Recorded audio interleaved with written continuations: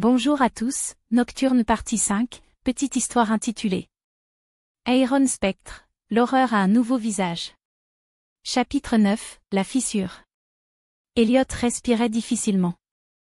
Son reflet dans le casque d'Iron Spectre lui renvoyait une image qu'il ne reconnaissait plus. Ses traits étaient tirés, ses yeux injectés de sang. Il ressentait une pression dans sa poitrine, une colère sourde, comme un animal prêt à bondir. « Sors de ma tête !» gronda Théil. La voix enfantine résonna à nouveau, rieuse. « Mais je suis toi. Je suis ta rage. » Soudain, une douleur fulgurante lui arracha un cri. Ses muscles se crispèrent, son armure se tordit sous une force invisible. Ses doigts se recourbèrent, plus épais, plus massifs.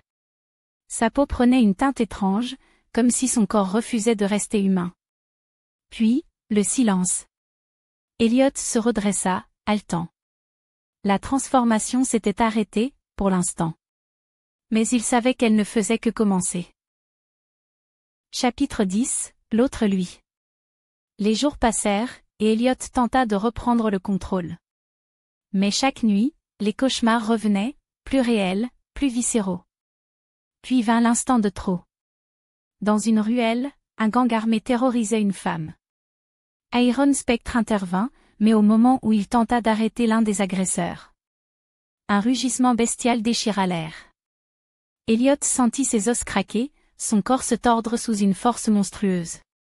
Son armure explosa sous la pression. Ses bras triplèrent de volume, sa peau prit une teinte sombre, marbrée de veines incandescentes. Il était devenu autre chose. L'un des criminels ouvrit le feu. Elliot ne sentit rien. Puis la rage le submergea. Quand il reprit conscience, la ruelle était en ruine. Le gang avait disparu. Ou plutôt, il n'en restait rien. Dans une vitrine brisée, il aperçut son reflet.